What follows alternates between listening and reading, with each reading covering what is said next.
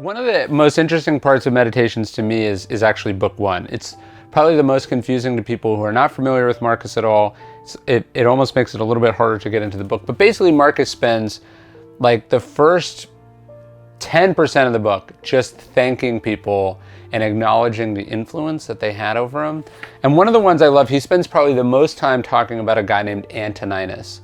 And so Antoninus is the man who adopted Marcus Aurelius, who in turn had been adopted by the Emperor Hadrian, and this was part of a succession plan to make Marcus Aurelius emperor. And so what Hadrian did when he chose Antoninus was basically choosing a mentor, sort of father figure, someone to guide Marcus Aurelius into the position he would ultimately have, which was powerful and tempting and difficult.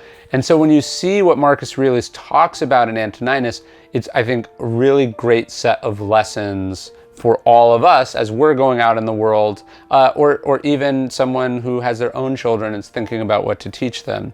So he opens, he says, what Antoninus taught him was compassion, unwavering adherence to decisions once he'd reached them, indifference to superficial honors, hard work, persistence, listening to anyone who could contribute to the public good, no matter what they look like or what their history was.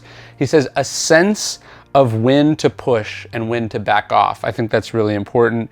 He says that he learned from Antoninus's searching questions at meetings, a kind of single-mindedness, almost never content with first impressions or breaking off the discussion prematurely. He talks about how loyal Antoninus was to his friends, how he was always self-reliant, how he was always cheerful.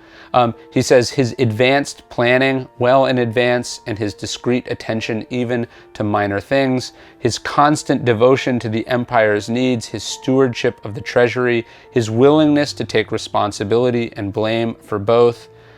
He said, no one ever called Antoninus glib or shameless or pedantic. They saw him for what he was, a man tested by life, accomplished, unswayed by flattery, qualified to both govern himself and them.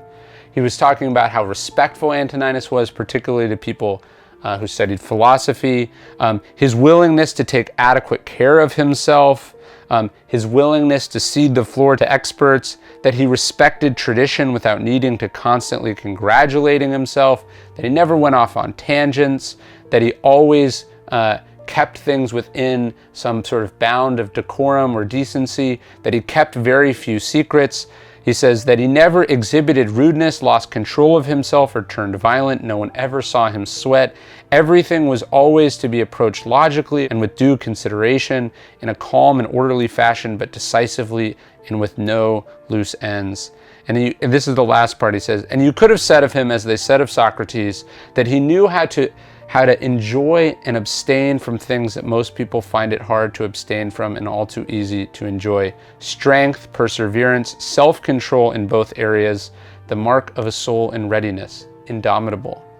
I just think that is like the greatest eulogy you could possibly imagine for a person. And it's the greatest sort of set of guidelines for a father to lay down to their son, or a mother to lay down to their daughter, or a mentor to lay down to their mentee.